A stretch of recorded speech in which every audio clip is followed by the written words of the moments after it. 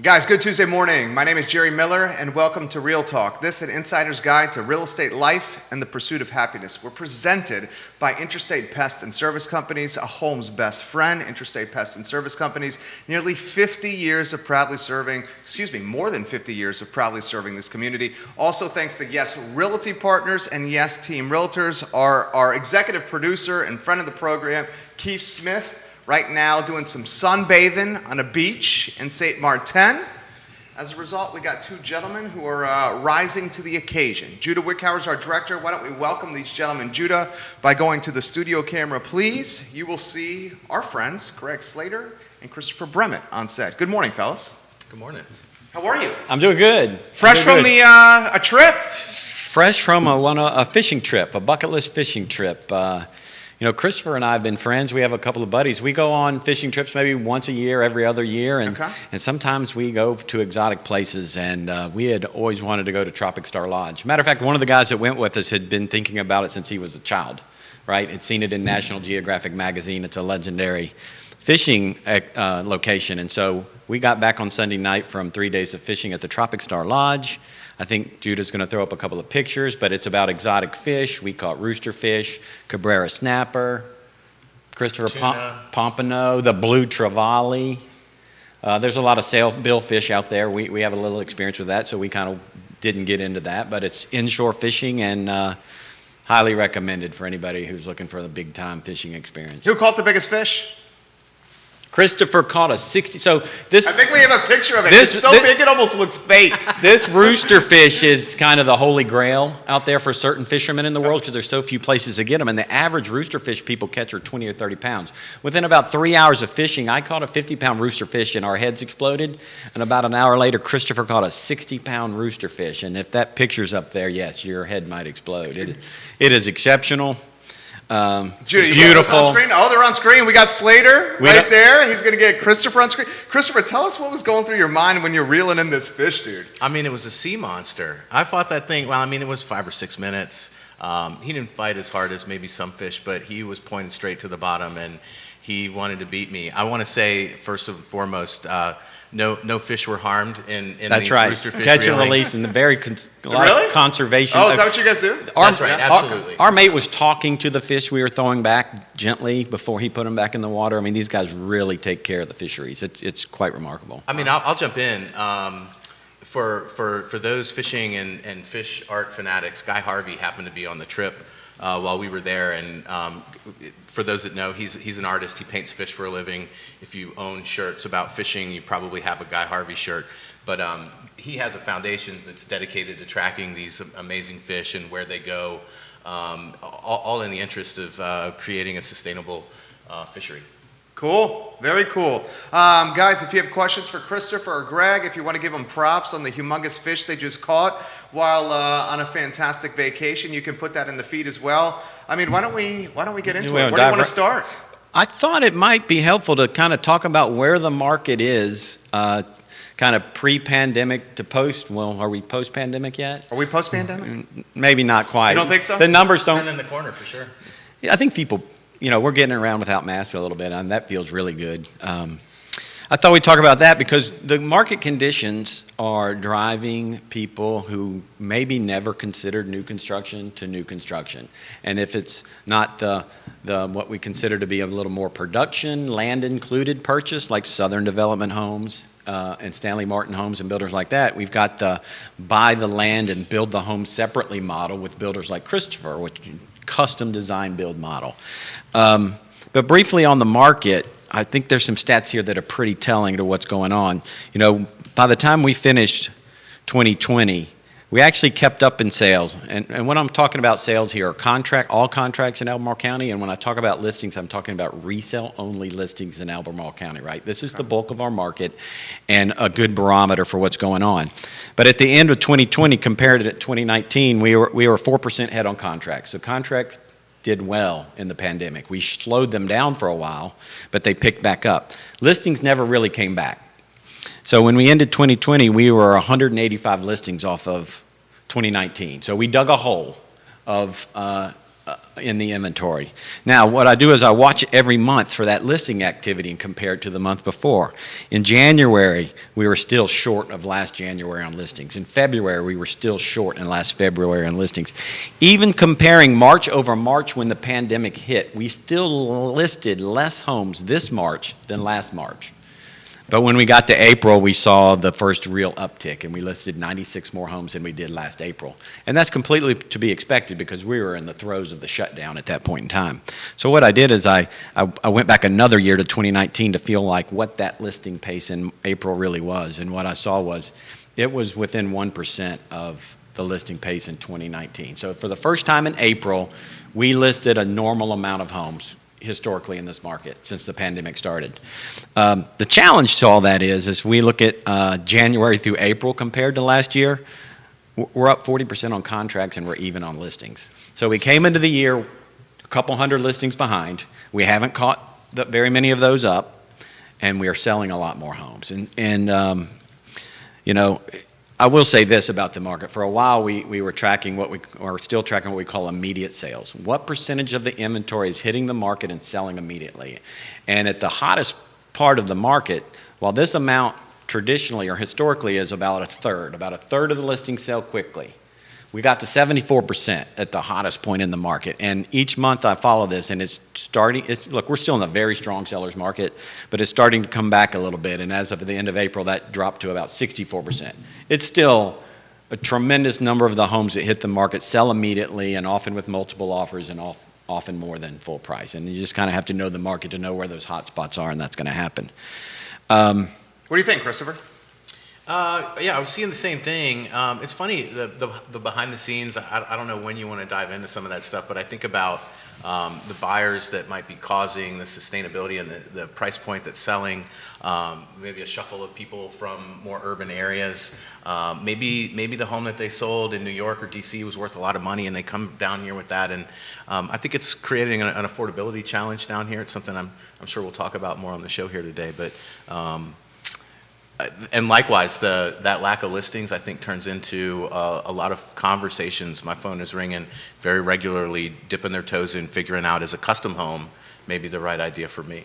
Yeah, I think the Zillow CEO said it best probably about a year ago. He says, we're going through what's called the Great Reshuffling, or that's what he named it. Because what happened is people sat back and realized they didn't love what they had and they wanted something different. And if they were going to have to live through pandemics, they were going to do the heavy lifting of figuring out where they wanted to be to raise their family or live their life. And in the first phase of the rebound, I think the most affluent people are the most nimble. And that's why we saw the high-end move. And we'll talk about a little bit what happened with land sales. But now as we get further through this, I've had 2 meetings in the last week where I met with someone yesterday who has decided to sell their home because they want to live in Charleston. And it was just something that happened during the pandemic, you know. They have no other motivating factor. They do their jobs virtually. And so we went through that period where I know you talked about on this show, you're not selling your home because you don't know where you're going to go. Well, we're starting to get through that, and people are like, you know what, it's going to be difficult, but now's a good time to sell our home, and we're going to sell our home and then figure it out. And that's part of what's bringing this inventory back to normal levels. People are less afraid to go sell their home. Your buddy Kyle Baca in Arlington says, solid roosters, boys. Giving you guys some props on the fishing. Kyle's been on a fishing trip with us before. Really? Is he in Northern Virginia? Yeah, he's a post-college, back into the family business buddy of mine. Hey, Kyle. He says hello. If you got props for the fellas, put it in the feed. Bob Penio, the esteemed architect, watching the program. He says, we're looking good, fellas. Christopher's got questions, and you got questions already. Should I fire one? Just take a swing. Okay, this one's for you to start here. Christopher, where's the land going to come from for new construction in Charlottesville, Albemarle, the urban ring? Good question. You know, that's probably as good a question for, who's that from? This is from Brian Susia, who's watching in Crozet. Brian, thanks for the question. That's a great question, and it's one that Greg and I talk about regularly.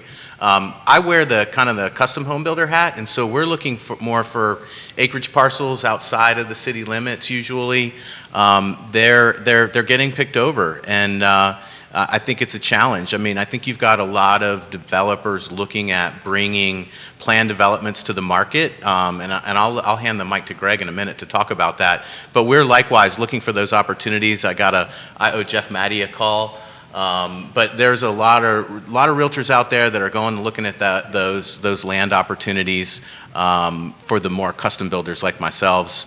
I'm not a land guy myself. I don't have the crystal ball on that one, but it's something we think about. We react to our clients, whether they already own a piece of land or maybe they're working with a realtor finding a piece of land. But that's where we find land for our clients. Greg, do you want to talk about neighborhoods? I do, but before I do that, I want to give you quantify what you're talking about, what we actually call the big land grab, right?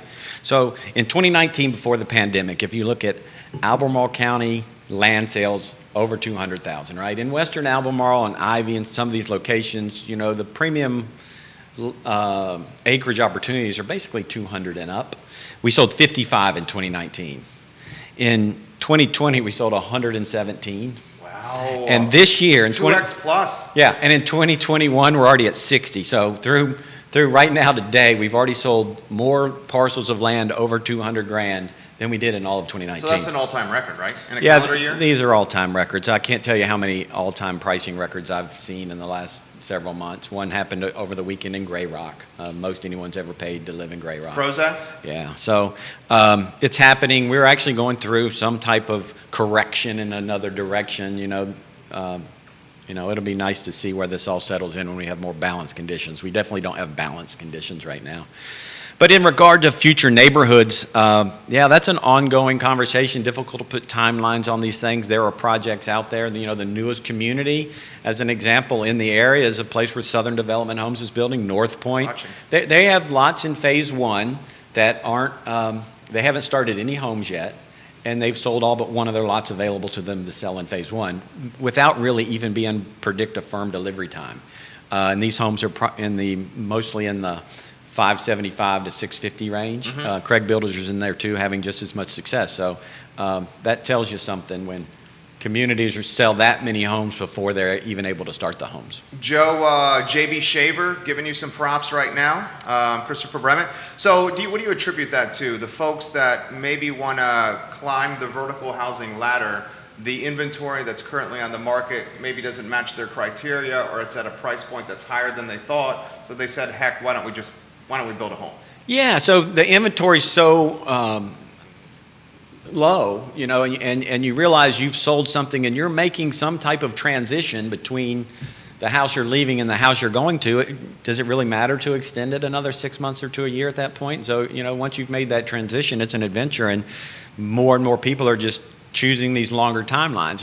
The other side of that coin is people know they have homes that can sell easily. If you're a little less risk averse and resourceful, you may choose to go buy something else before you sell that other home. Or I've had people make that decision, wait till the home's 60 days from being done, and then pop their home on the market, still sell it and close on it, and have those resources to use at their new construction. That's a hell of a cash position, though, for those folks. How about the folks that don't have that cash position? Well, you have to look for, you probably have to sell your home first and make that secondary move. The other, you're talking renting in the short term. Absolutely, yeah. And that's why, right now those two new apartment complexes in Crozet are taking short-term rentals, and they're filling that void. They launched during the pandemic. They're only a third full. There's plenty of apartments there. But some people get lucky enough to play the game where when they sell their house and they have multiple offers, you get the highest price, but then the second thing you want is occupancy terms. So if you can get someone to buy your house and let you rent it for a few weeks or a month or even longer while you go shopping or complete that next transaction, that's the easiest way to make one move. Realtor Ray Cadell's got questions for us. Sure. Ray Cadell, do Christopher and Greg have any thoughts on the flat rate commission structure some builders are using now? Here's a real life example for Buy World this month. Sales price, $594,000 times 3% would equal a traditional commission of $17,820. The commission offered and accepted by me to represent my clients was $4,000. That's a $13,820 haircut. Yeah, so I'm very familiar with this, representing as many builders I have in my career in this conversation. Charlottesville's a relatively unique place. There are a lot of markets where big builders who build 100, 200, 3 homes a year don't even offer commissions or use realtors in their business model, right? They just listen to They MLS. don't need them. Yeah. And historically, Charlottesville has been a little more realtor-centric market with realtors. I've worked hard in my career to still add value to a builder's business model, like Christopher or Southern Development Homes. But essentially, these are market condition things, and these commission rates are subject to those market forces. So if builders don't need realtors as much, they're going to offer less money. If they're making the level of sales they need, they're going to offer less money to realtors for their help. And it becomes, for Ray, when a buyer hires me to be their agent, we set a rate for what I'm getting paid. If they buy something that is not offering that same level of conversation, it's really not about what the seller's offering or the builder's offering. It's about how I'm going to be paid what I'm owed between me and my client. And so that real conversation, I think, is answered on the agent and their client side of the ledger versus what the seller is offering. Does that make sense? That makes sense. Yes, and so it's difficult. And one of the reasons I'm glad Christopher is here is we're going to talk about, we've been working hard to educate buyers and even realtors on how you do business when you have to start with buying land and move to hiring a contractor versus showing up where they say choose among these lots and choose your floor plan and we'll sell you it all as one package. It's a very different business transaction, and more buyers and realtors have been forced to consider it because of the inventory challenge that we have. And letting Christopher explain how he does business, I think, will be helpful to people who've never considered what it really takes to go down that custom design build path. Let's do it. Jump in. And you got more questions on this topic here. Well, let me start by, maybe I'll interview Christopher a little Sure, bit and see if we can't get there. We meet people either before they bought land, while they're buying land, or after they're buying land. But when you buy land, it has to be evaluated to determine what we call with feasibility studies, to figure out, can you put the home you want on it? Where does the home go? Do you have to drill a well? Do you need what type of septic system? And I thought I'd let Christopher jump in there with a little bit about how he handles those inquiries and what services you offer to help people in that phase of the process. Yeah. And Melissa Miles says hello. She's watching the program. She didn't say hi to me? Nah. Just Christopher? Melissa Missy, Miles. come on. Melissa Miles is giving props here. Melissa, thanks for watching. That's a great segue. We understand what it's like to buy a resale, an existing home. We understand what it's like to buy a new home from builders that build in communities. You've got an inventory of plans that you can choose from. You've got some level of customization that you can make. Maybe it's a tile package, paint colors, of course, cabinetry and countertops. A true custom build is a different endeavor, and you need to go into it eyes wide open. We want to make that process as easy as possible for our clients. We've been working on revising and honing Bramante's proven process for decades. My father started this company in 1978, but it starts with conversations, one-on-one, asking the right questions, probing, listening to the answers, Pinterest boards. Maybe you are into house.com pages, but it's a conversation about creating a home that's different than what you can find out there. Those are our ideal clients. Maybe they've been looking, maybe they want acreage, maybe they want a certain lot type, maybe they want a certain view type, maybe they want water exposure. And then of course there's the house shape itself, whether it's an architectural style or the way they live in that home, where the master bedroom is, where the other bedrooms are. Maybe we'll call that an owner's suite instead of a master bedroom. But those are the kind of conversations that lead to considering a custom build. And there's a lot that goes into that. So our team does a great job of, we'll have a couple calls. We'll talk about your land options, your lot options. The county GIS, even the city's GIS system are very helpful. We can preview 2 to 10 lots for a client in an afternoon before we narrow the list, and then maybe we get out on site.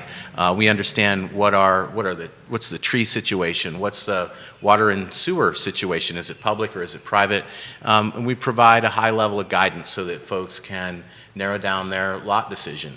From there, we start talking about the house. We talk about price often. We talk about price 3 times to simplify it. We'll shoot off the hip on day one. Very quickly, we'll go to a little bit more detailed initial budget. We may not have a plan by then, but we get more accurate.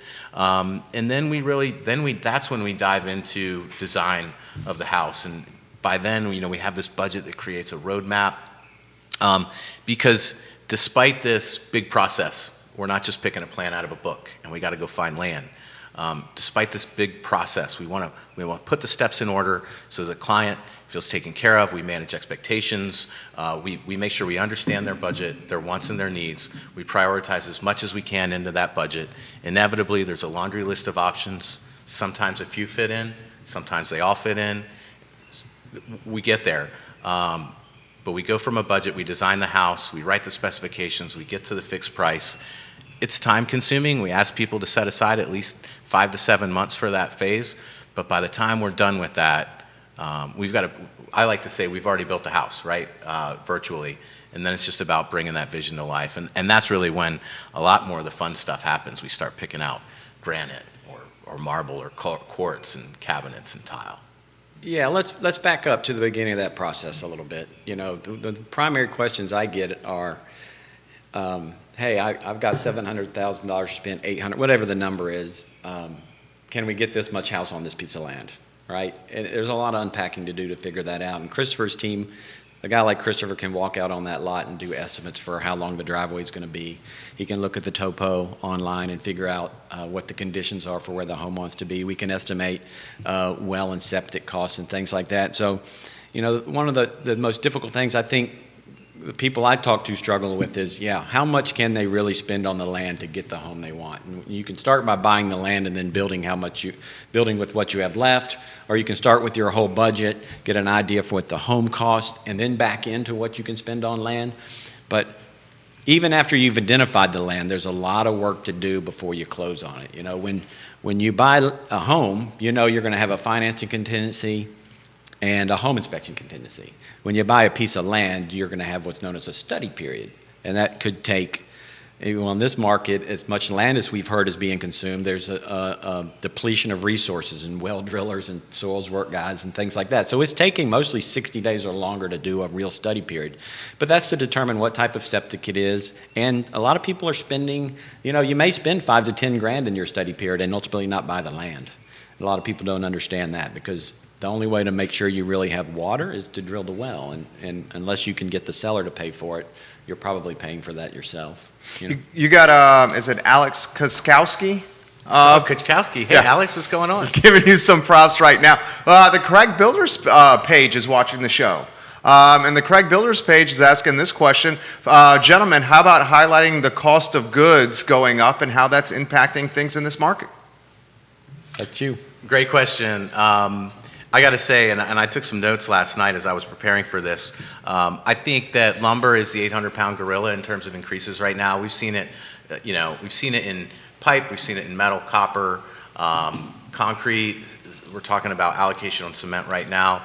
Not to dwell on any of these things. Largely, a lot of this stuff is palatable in the market right now, but lumber's the 800-pound gorilla.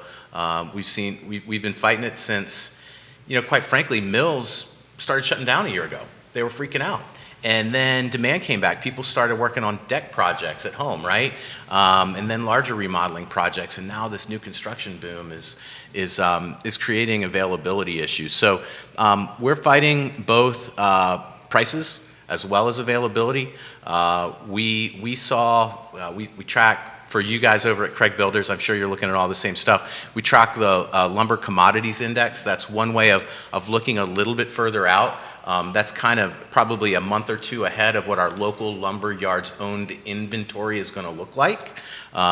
They're in a market where prices are going up. Everybody wants to, they want to buy as much as they can as early as possible, so they're deferring that bigger price point of purchasing goods in the future. So we look at that commodities index, and that commodities index has looked a little scary over the last 6 months, but I'm pleased to say that in the last it's going down. In the Price last is going 2 weeks, down. So from a scary number from February, that number spiked up another 40%, but in the last 2 weeks we've come down another almost 15%. So maybe there's a little silver lining there. There are a couple new OSB plants, oriented strand board. This is the stuff that goes into your wall sheathing, your roof sheathing. It goes into the joists if your builder's using I-joists instead of open web trusses or 2x10s. I'll try to get back away from the granular level, but we got a couple new OSB mills projected to come back online this year. We're some softening on tariffs from Canadian lumber is hoped to help our situation a little bit. We're actually, in the last 2 years, we're keeping 50% more of our goods in on coast in the United States instead of shipping it out. So we're exporting less. So these are all the strategies that our industry is using to overcome those challenges. It hurts, it pinches. Different builders are handling that in different ways. I'm a member of a club of other builders around the country. I visited with them in Louisville, Kentucky a couple weeks ago, and we started a conversation there, and that thread continues in my email inbox on a daily basis. And we're all talking about how we're handling things. We're getting ideas from each other. Some people have chosen to simply absorb some of those increases. An escalation clause is another way that builders may handle kind of sharing some of that risk of price increases with their clients. An allowance is kind of the other end of the spectrum. One thing I've learned as I'm talking to a lot of different builders, I was on the phone with a guy from Van Meter Homes up in Northern Virginia yesterday. We just can't find enough opportunities to have these conversations and learn from each other. But I think a lot of the bigger builders can lock in longer price locks on materials than some of the smaller guys like myself, and we have to be a little more nimble. So to boil it down, the best way that Bramante Homes deals with the lumber environment right now is by having candid conversations as often as possible with our clients. That's the way to do it. Yeah. That's the way to do it. So to put in perspective for the super layman like me, and correct me if I'm wrong, a 2x4 pre-COVID was what, $3? During COVID it was like $11. Yeah, I mean they're 4 times as much right now. Yeah, and then I read, I think it was last week, we're still what, a 37% increase with lumber, COVID till now. So it's still a huge uptick, but it's stabilizing. Did the price get so high that it stifled demand and then it caused the price to lower? Is that what happened?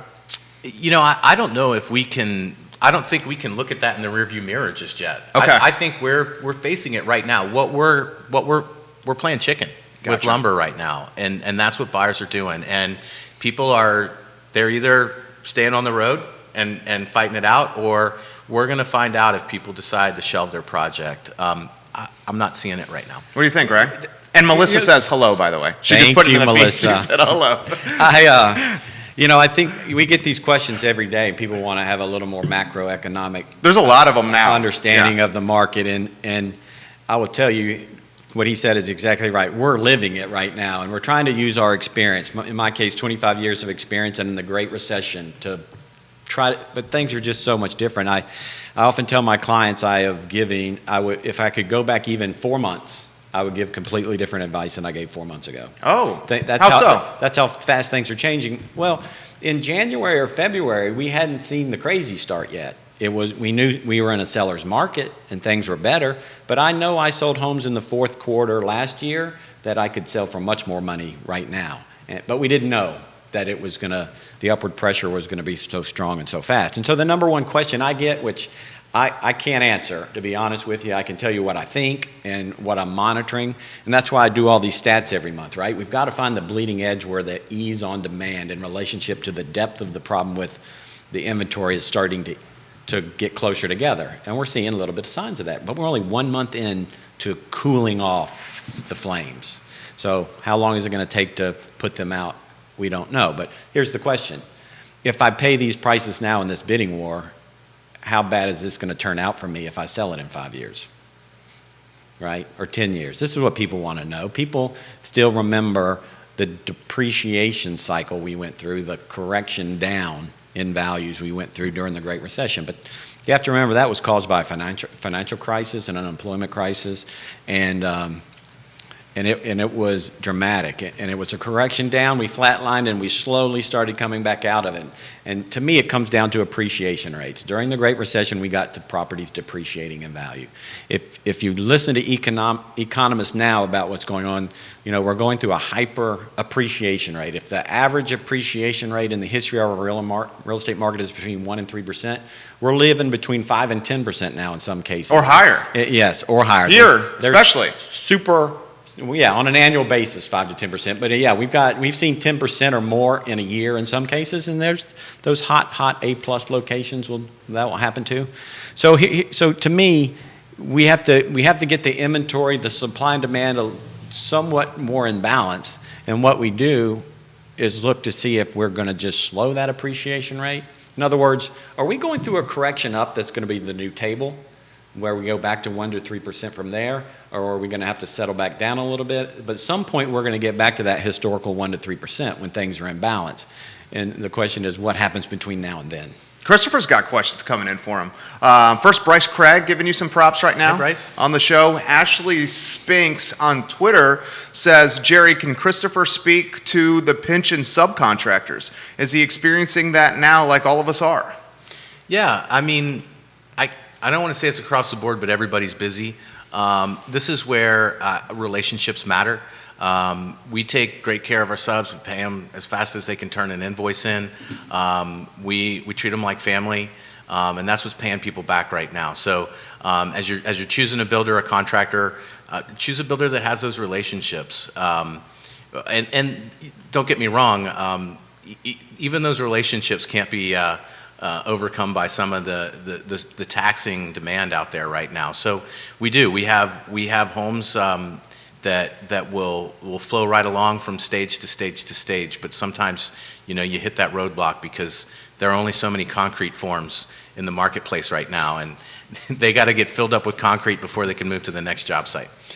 Yeah, as a realtor who works with buyers and is constantly evaluating what's going on with all builders, is the length of time it takes to get a new home is lengthened during this time period. If pre-pandemic we had builders who could deliver a home easily in under 6 months, soup to nuts. And now? Even, we have to go builder by builder to figure it out. For example, Craig Builders is less about how long it takes them to build their home and more about when they have delivery dates available. They have a little bit different approach than some builders. But if you're talking about the time you break ground, the time you finish the home, yeah, I think you've seen it go from 4 to 5 months to 6 to 7 months. And if I was just to throw numbers at it, it's taking longer. We're doing, yeah. If I jump back in there for a minute, we're doing the same kind of math. We've probably added 2 months to our build schedule for something that's not an overly ornate home. I celebrate our production team. We have a critical path method schedule for every home, and each month things are changing. You've got new supply chain disruptions. It's not just about the trade partners or the subcontractors. It's also about the materials that go into that. So we adjust all our selection deadlines in our schedule for each project on a monthly basis, and we just make sure we're making those decisions when we need to.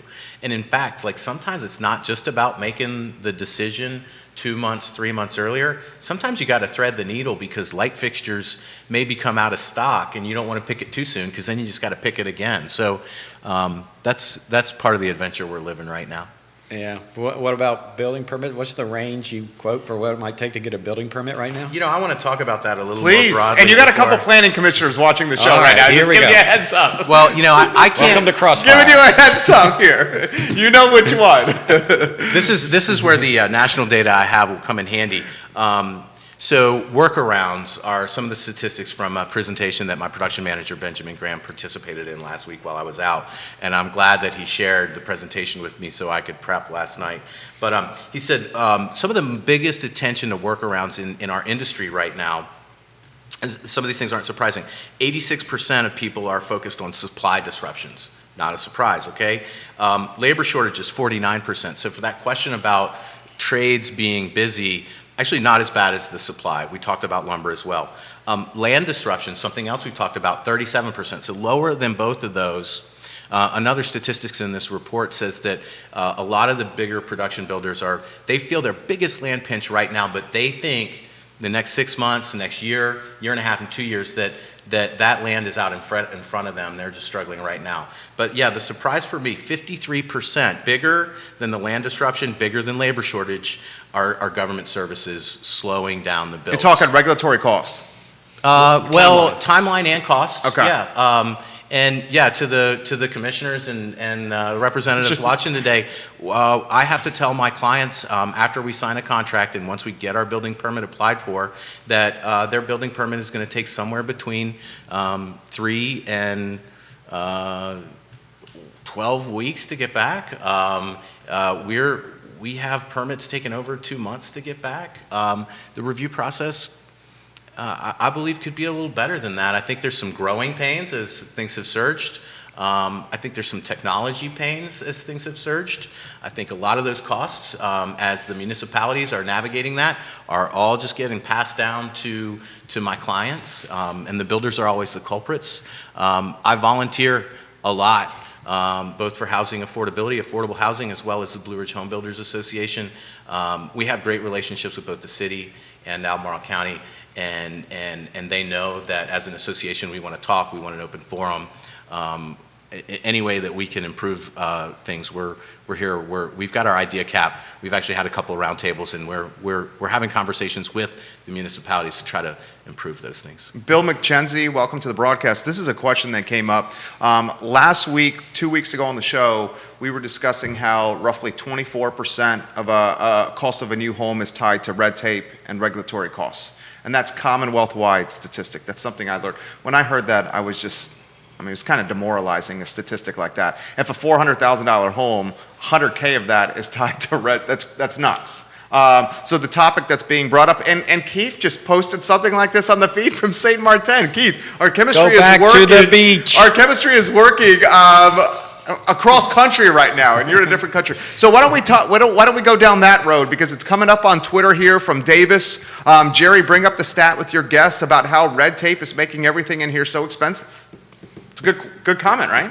Absolutely. Was that a question, like, build on that? Yeah. Anywhere you want to go. That's from Twitter. Okay, right on. And we think about it more granularly in terms of the cost of a building permit, or it's not just a building permit. We need a septic permit. We need a well permit. This is in my world of more custom stuff. But you've got entitlements for developers that are bringing land to the market, and you might have to pay a proffer. You're certainly paying for all the infrastructure that you're putting in place, and then you're paying a tax on top of all that. So these numbers are real. It is a tax on new construction. Older homes, well, I would say this: we've been complaining about the tax on new construction for 20 years. But that house that was built 20 years ago, it had a regulatory burden placed on it that's less than half of what the burden is on a new construction home today. Is that true? That's true? Oh, absolutely. Wow. It's always a fight that we'll continue to fight, and I'm sympathetic to the cost of doing business, but why is it 2x? I feel like as things go up, I don't know. I feel like as a small business owner, we're held accountable to our purse, our doing our job well, and being market rate. And not to throw the municipalities under the bus, but it's just an aggregate of what they're able to get done, and whatever that costs, it just gets passed on to the next user. So I think that our municipalities, and I know that they're working on it. I know that Charlottesville has a new city manager who I have a lot of confidence in, and I've volunteered with him in the past, and I know he gets it. But it's really about, I think, finding the opportunities for improvement in their processes and streamlining. Look, there's a cause to creating new homes, right, and new communities that have a cost to the overall community, right, in the area. And you have to decide who's going to pay for it, that impact fee of those new homes. And I think right now a lot of it falls on the builders and the developers. But there's a fine line between growth and smart growth, right? And I think this conversation about what's happened in other parts of the state, like Northern Virginia. Loudoun County is the one that it's come up for years every time. I've got a lot of transplants from Northern Virginia here who want to prevent what happened there from happening here. And that's making sure the infrastructure and all the supporting services we need as we create more housing. I mean, it's a big conversation in Crozet right now, right? Every month they're revisiting this plan and what it should be, and whether or not they're listening to the residents or listening to the planning commissioners or the supervisors are going their own way, whatever it is. It's a complicated conversation. Keith says, and multiple questions are coming in, regulations imposed by all levels of government account for $93,870, or 23.8% of the current average sales price of a new single-family home, according to a new study by NAHB. Of the 93,870 figure, 41,330 is attributable to regulation during development, and 52K plus is due to regulation during construction.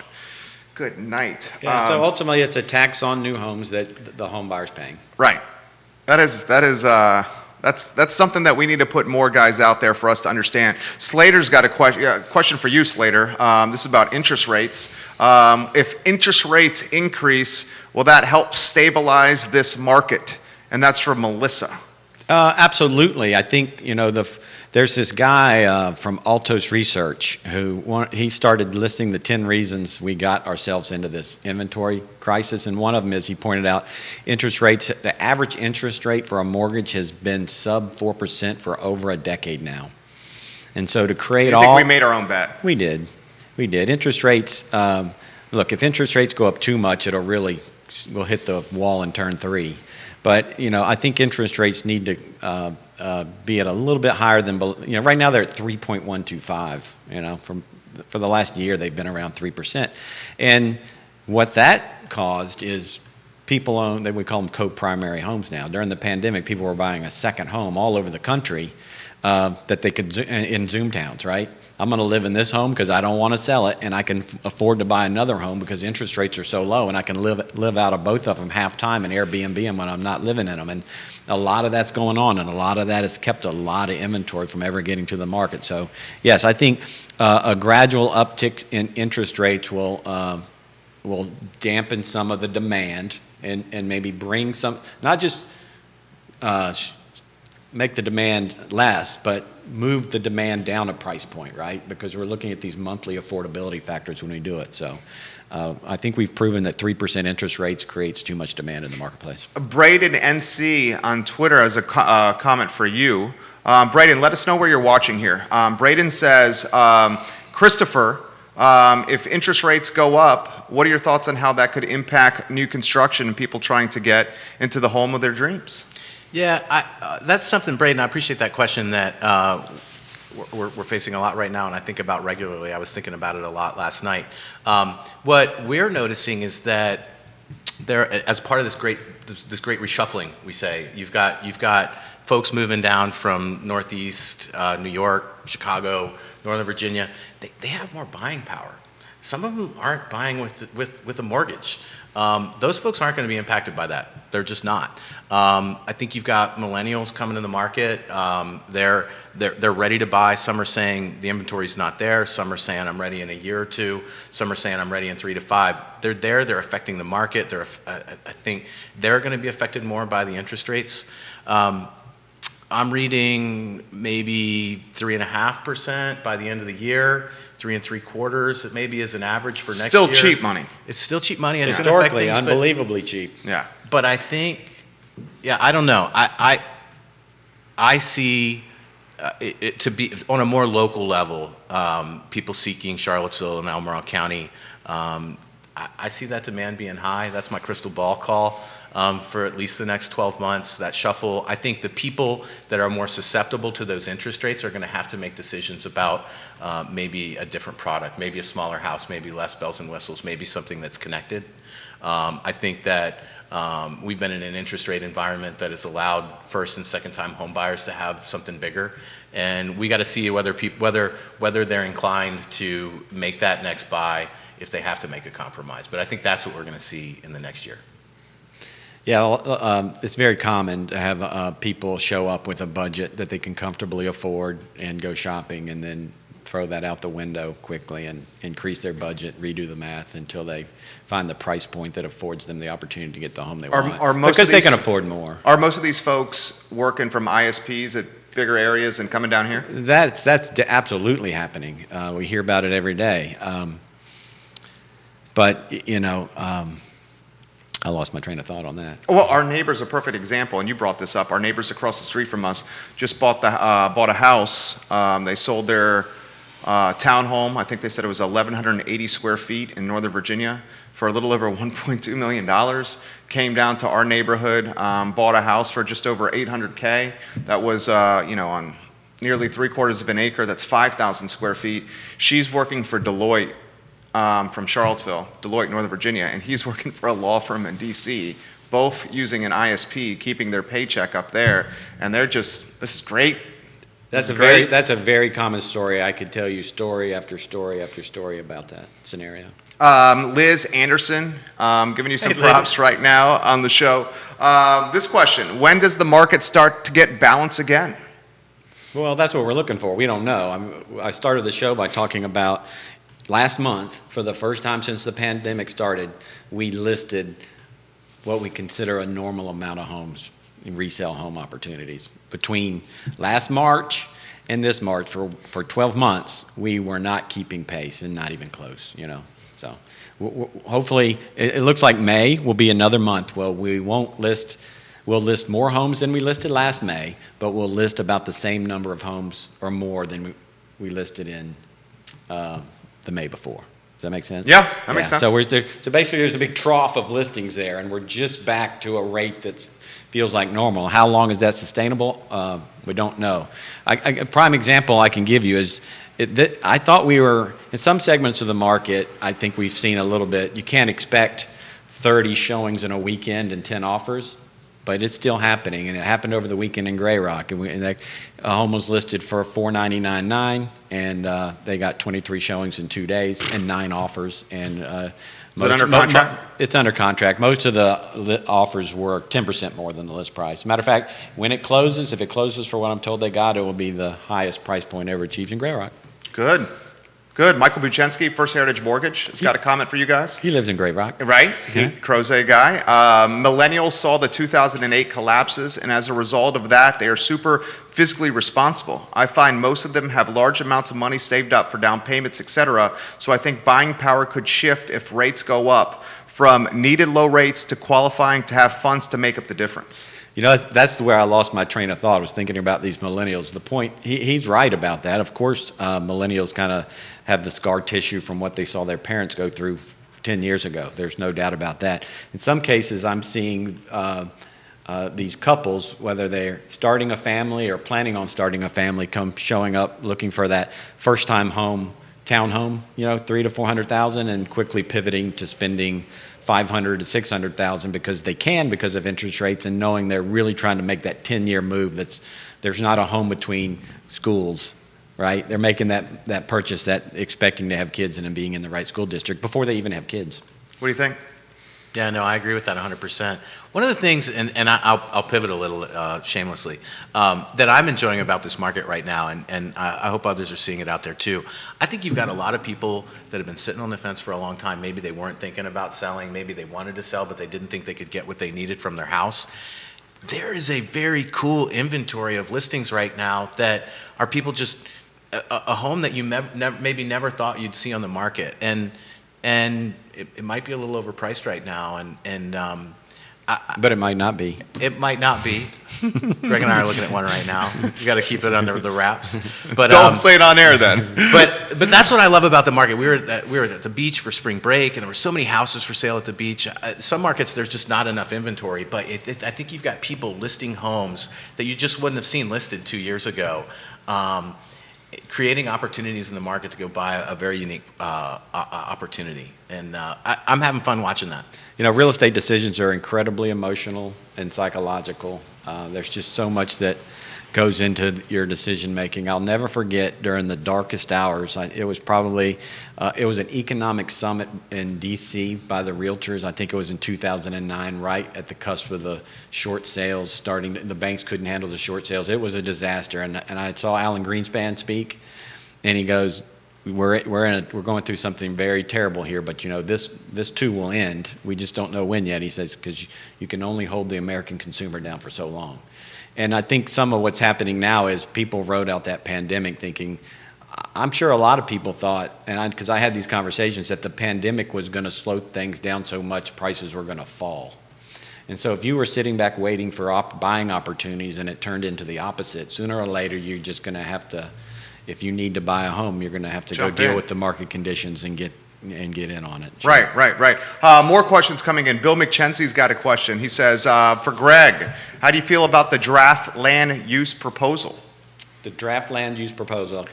Bill, why don't you offer a little more perspective on this? I think he's talking specifically, and I don't want to put words in your mouth, sir. That's why I'm asking for more specifics on your question. But I believe what he's alluding to is there's conversation about potentially eliminating the R1 single-family zoning in the city of Charlottesville to add more density to 10.2 square miles because we're landlocked. We have nowhere else to build, as everyone at this table knows. Do you want to hit that topic at all? Or? I don't really. Yeah. I don't spend a lot of time dwelling. I'm so immersed in what's happening at the bleeding edge of the market. I know there are a lot of people who follow those things, and that's why we have guys like Neil Williamson working for us to keep us informed and to know when to rally us around particular topics and issues. But yeah, that's not something I have a lot of comment on. Okay, this question's coming in from Julia. Christopher, the type of buyers you like to work with and why? The type of home builders you like to work with and why? Julia, Loffe. Is that Loft, Julia? I think that's Julia. Julia, thanks for the question. That's a great question because we spend a lot of time thinking about who our clients are and who our clients are not. And our clients are people that want something different than what they can find from a catalog. They want to collaborate on something really unique that's built around the shape of their lot, the views of their lot. Maybe they want to take advantage of really unique energy efficiency options or a home that produces all of its own electricity. It's a client that really wants that high-touch, uber-custom experience that is an ideal client for Bramante. And I don't mean to make it sound like it's that cumbersome. Yes, it's a lot of work, but you're in good hands, and we like to make it a lot of fun, make it easy. I like it. And if you want, I'll go back. Please. The question about the zoning, and I don't know if he clarified whether that's what was his point. I live in a planned community that allowed a second dwelling unit on my property. It's a small, I live on less than 2/10 of an acre, but I have an ADU over my garage. I have a tenant there. We're meeting an affordable housing segment. She's fantastic. And I love, I tell the story of playing Monopoly. I get to make a career of playing Monopoly. Jerry, I know we've talked about it. You do the same thing. But I think that's low-hanging fruit. There are other cities across our country that do that. I know Keith is a steward for that. You like the ADUs. It's a free market concept, and it's an easy button to add a lot of density to the city of Charlottesville when the city of Charlottesville, I think, is in an affordable housing crisis. I don't know that you can rewrite the rules fast enough in other ways to do that or fight, like you said, red tape. It's a green tape easy button. It's a very controversial subject, but I think we could learn a lot from markets like Oregon and Seattle. Minneapolis, Seattle, Portland. Yeah. I'm an advocate for these ADUs and things, the way they impact the market. I know a lot. It changes the economics of home ownership when you can generate a little more income on your property. It just needs to be in the right place and done the right way. One of the challenges created by these ADUs are people trying to Airbnb or nightly rental or homestay, whatever the best way to describe them are, in places where they weren't intended, and they become a nuisance for your neighbors. And so, these zoning laws and HOA covenants always have unintended consequences, and, we just got to have to adapt and make good decisions. Brooks just sent me a text message. He's watching the show. What would be the drawback of an ADU for this area? It seems like housing for everybody is a good thing. I guess one of the drawbacks some people fear is additional traffic, maybe potentially a greater tax on resources like roads, EMTs, police, fire rescue, schools. All the above, Yeah. sure. Good tax, Brooks. Those are the real life things that happen when you put more people on a smaller piece of property, right? Yeah. Well, anything you want to throw in on? Yeah, those are the right questions to ask, and I think we go find those answers in the other markets that are doing it. Until you try it, you can assume that for every new ADU you're going to have another car and another person in school and all these things, but not every property is going to tax the infrastructure like that. And there's data out there, and we can learn from it. Data's our friend, so let's go figure it out. You don't need to do the whole town, but if you could live 2 blocks from the downtown mall, be awesome. Doesn't that reduce your need for a car? Yeah. Right? Doesn't that increase the use of public transportation? That's right. Yeah. Very well said. Buchenski's got something for both you guys. Maybe slightly off topic, but ask Chris what he thinks about the whole house, quote, battery, quote, with solar option. Is it actually affordable, or should folks wait? We saw with this gas scare how crazy people can get, so God forbid something happens to the electrical grid, something like that in a new home builds super value. Well, great pivot, and I want Christopher to speak to that, but I also want to let people know one of your sponsors is Pearl Certification. Yes. We're huge advocates. I'm a huge advocate for protecting the value of these investments when you make them, when you resell your home. And of course, Christopher is one of a very limited number of builders who sees the value of Pearl Certification. And so when you complete the process with him, we can talk about how he customizes his approach to energy efficiency, just like he customizes his kitchens. But he pays to put that Pearl Certification on there to verify the work he did to protect the long-term value of that investment. And I learned about this. The Pearl Certification is roughly $400 a home, and it drives that $400, 8-10% of value, is that? Well, I think the first case study they did, they came up with about 4 to 5% in this market. They're working on another one. But at the end of the day, it's an insurance policy. We need to test the homes to make sure they're actually being built the way we think we're building them. But then you need to make a record of the way that home was built. It's a Carfax for the home. So, sometimes I sell homes that were built energy efficient. Someone bought a very energy efficient home, and the owner, and I go to help them sell it. The owner doesn't even understand what they have, and a lot of realtors are still trying to get more educated on this topic, but you can't add value to something you don't highlight or know exists in the sales process. Your thoughts on Yeah, Mike, Buchansky? storage, right? That's what we call it, and the cost of storage is going down. So the availability of batteries in your home is changing rapidly. I build a house for myself every few years, and I ask the experts. We rely on experts when we customize energy packages. Is now the time to build a house off the grid? 3 years ago, it was not the time. I would speculate that today that is a tipping point. Certainly, in another 5 years, if you don't want to connect your house to the grid, I think that's your prerogative. There's a local startup here called Lumen. Alex built a house for the guys. Super big brain, really smart guy, and what his company does is manages the consumption of at any given time of your home. So it's going to plan your peak loads and drag them out throughout the day so that you can use a smaller storage capacity for your home. This is the kind of technology that makes that all happen sooner than later. Are we there today? No, it's on the horizon. We'll be there. Starting to see people add power walls, Tesla power walls to their new homes. So look, solar and power walls and things like that are most suited actually for new construction because usually there aren't a lot of trees. Shade prevents solar.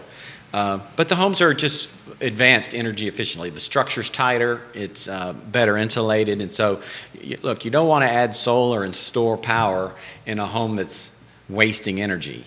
The right answer may be to look at your home and have an energy audit and reduce the amount it consumes before you invest in creating energy. That's really what should come first.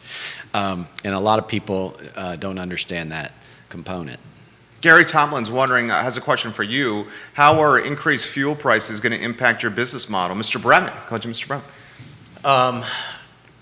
I'm embarrassed to say that it's not a huge visible impact. I think it matters, and it certainly matters to the excavation trades, but it's, and I could be wrong. I could be in for an awakening, but I'm not seeing it right now. Well, you don't have a lot of trucks on the road, but I guess they're not personally, but I mean, there's ultimately all the products being delivered, you're going to feel it in the price increases. I think that's a great point, and I think it will come through. I think the bigger challenges are availability of trucking trucks and the drivers for the trucks. And when you miss a route, it's not like you can just run 2 tomorrow. I think those are bigger challenges than the cost of the fuel right now. This question, is the new construction footprint expanding further than you ever thought? Like the radius in which we build? I think he's alluding to a lot of folks doing it, other side of the mountain. I believe, is Ryan now penetrating the other? No, Stanley Martin is now penetrating the other side of the mountain, right? That's one of the things I had prepared to talk about a little bit today because I watch these new home sales every month, and we're keeping up year over year, month over month we can't really increase the sales aren't increasing. They're staying at a high level, but are relatively constant. But the geography is changing completely. The last time, what did I pull here?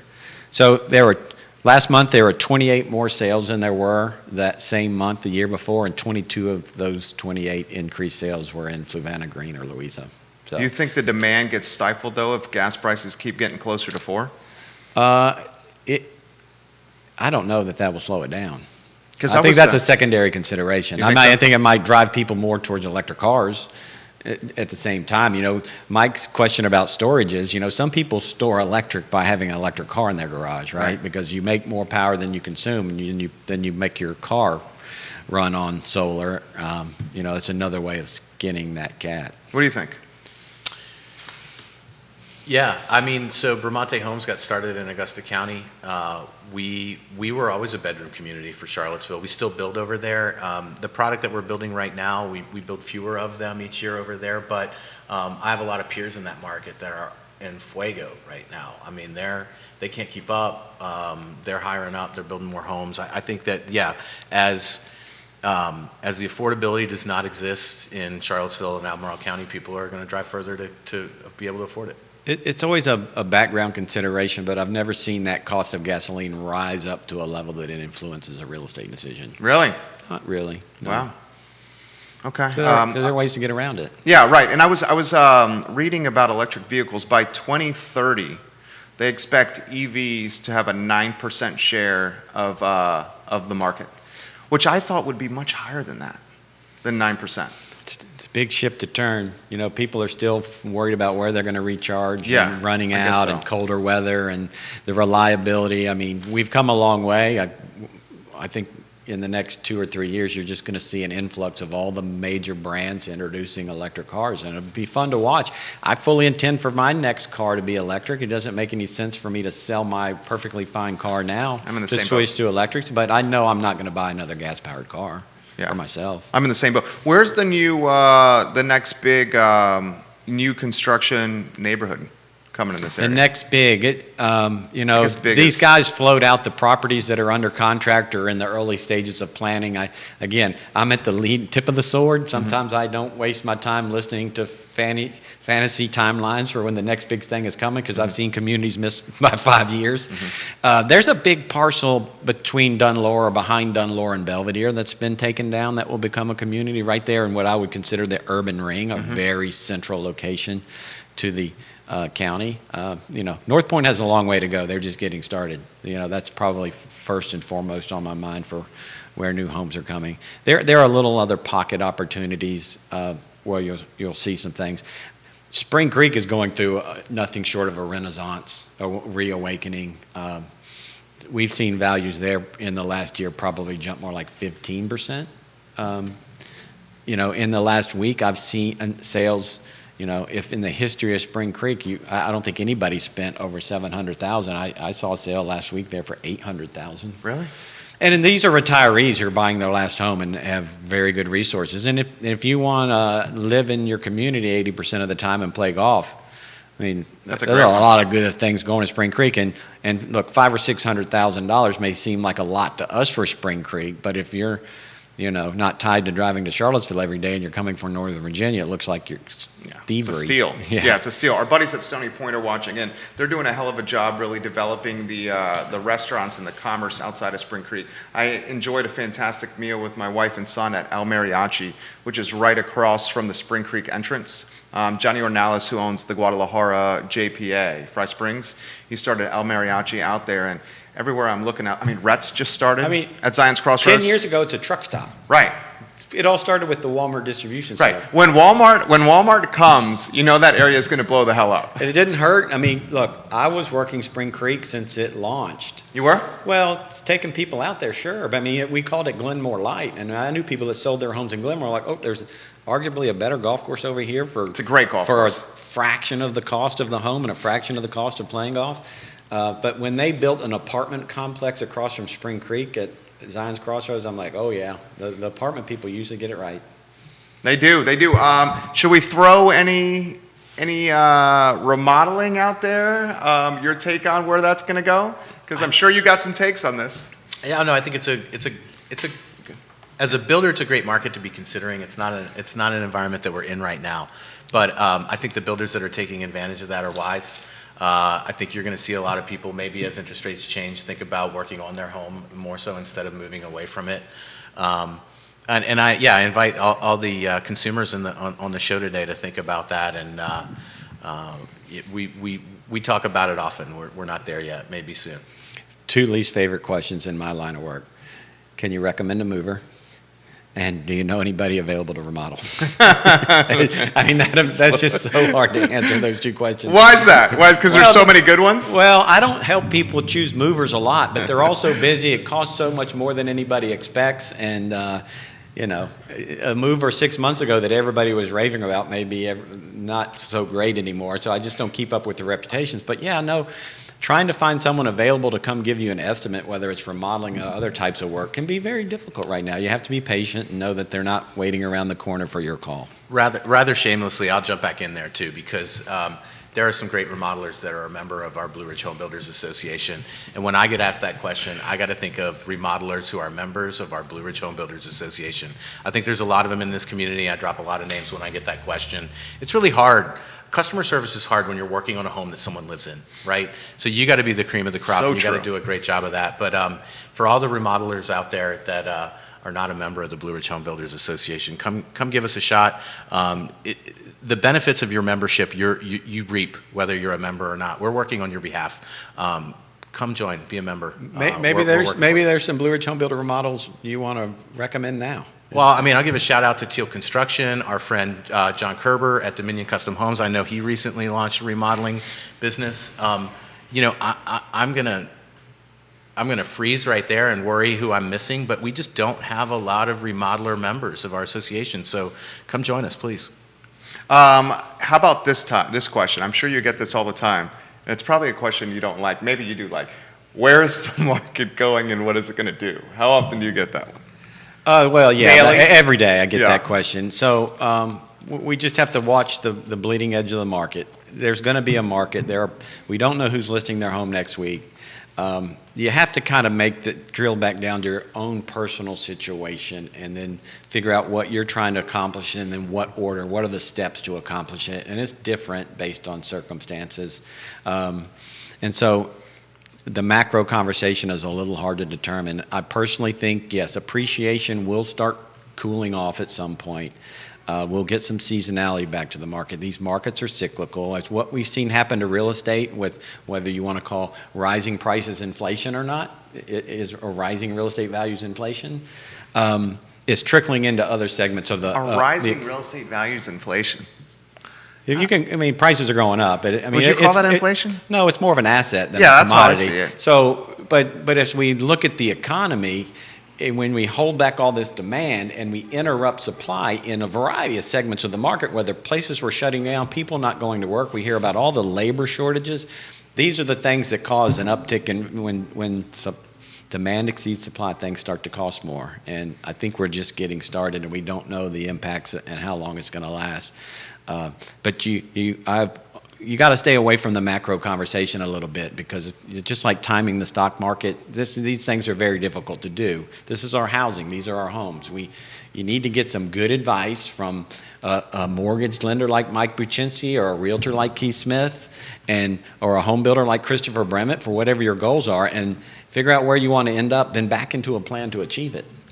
And if it's not happening right now, maybe it's getting in a conversation where you're monitoring what's going on. But for most people, it's deciding if they want to sell their home first or find their next home first. If you decide you want your next home first, we go fishing, right? Just like we talked about starting at this show. We wait for the right fish to swim along, and then we catch it. I like Otherwise, that. and then you back into selling your home. But some people have to do that in reverse. Nathan Trice giving you props. Hey, Nathan. John Graziano giving you props. Mustache Dan Pettit giving you some props right now on the show. We love when you watch the show, Mustache Dan Pettit. This is an interesting one. This is one of the CAC. Is it the Crozet Community Advisory Committee? Yeah. Jerry, get Greg's take on infrastructure around Crozet and where we're headed. Do you live in that area? Yeah, we I both live in live in Crozet Old also. Trail. Okay, so both you guys. It's an ongoing conversation, and I stay loosely related to it. But right now, I think there's a conversation about that CCAC was created to be a community input to the Planning Commission, and most of what I'm reading and hearing now is that it's kind of disconnected. The community has a voice that's not being listened to. As someone who lives in Crozet and has lived there for 10 years and plans on living there for a very long time, as a business owner at the creamery, one side of perspective as Crozet grows, sure, is that good for the small businesses there? Absolutely. They're finally dealing with elementary school issue. The construction of the Crozet expansion is ongoing. I don't know if they're keeping up or going to get ahead, but they're doing whatever they can do to deal with that. That has been a problem. I'm not one of these people who gets all hung up in the traffic conversation. I still think, as someone who drives around Charlottesville and Albemarle County, We're lucky. Crozet's not that big of a traffic problem. I know it bothers people that we're creating too many houses and putting too many cars on the road. But look, there's not you've got Pleasant Green that's got another couple of phases. You've got Glenbrook that's got another couple of phases. Old Trail has got more homes coming, but not as many as you think. But eventually, that land problem will present itself in Crozet as well, unless there are parcels out there that somebody's just waiting to introduce to the Planning Commission. You want to hit that one? I think we're going to figure it out. I don't think it's as big a problem. At the risk of ostracizing myself and the conversations that may flood in after this is a hot button topic. I mean, I think if you want a critical voice, you're going to find it. And the voice of the majority is usually a little quieter. I love Crozet. It's a designated growth area. That's why I moved there. It's huge compared to when I moved there in 2003. And I look forward to the growth that's been planned out there. And I think it would be inappropriate to chop those legs off in a market where we need more housing. You feel good about that? Yeah, that's a fair answer. I mean, look, everybody gets to have their own opinion on this, and everybody gets to choose where they live. I chose Crozet 10 years ago. Nothing's changed my mind about wanting to live there, and I know as much about what's going to happen next as anybody. Keith says, "You rock," Christopher Brement. He said he did exact words from Keith. As I posted earlier, when I did my final walkthrough on a Bramante home, I couldn't find a single blemish in the construction. Wow, that's kind words right there. Thanks, Keith. That's kind words right there. Gentlemen, we're at 11:30. We've gone in an hour and 15 minutes. Time flies when we're having fun. Any final words? I know we have some stuff we may or may not have gone to. Did we cover No, it? we're good. We covered everything. Right? Yeah. That was a great conversation. I enjoyed being a part of it. Same. Anything you want to throw out there? Man, I was looking at my notes a minute ago. We've been around the horn. Greg and I can often be found on a Thursday evening talking real estate somewhere in Crozet. If you Where do you want guys to keep go? the conversation Far going, downers? Someone's basement. Someone's basement? Okay, fantastic. or backyard, yeah. Fantastic. Guys, Christopher Brement and Greg Slater today on Real Talk. I think Friday we have Quentin Beckham and Lee Elberson, as Keith Smith and his better 7/8 Jonas Smith are out of the country recharging the battery. This show, we take your questions and we try to answer them. That's the whole concept of this show. It's a round table where we take your questions and give you some perspective. Thank you for joining us on Real Talk on a Tuesday. The I Love CVille show is up in 59 minutes. You guys have a good morning. Take care. Wait 1 second.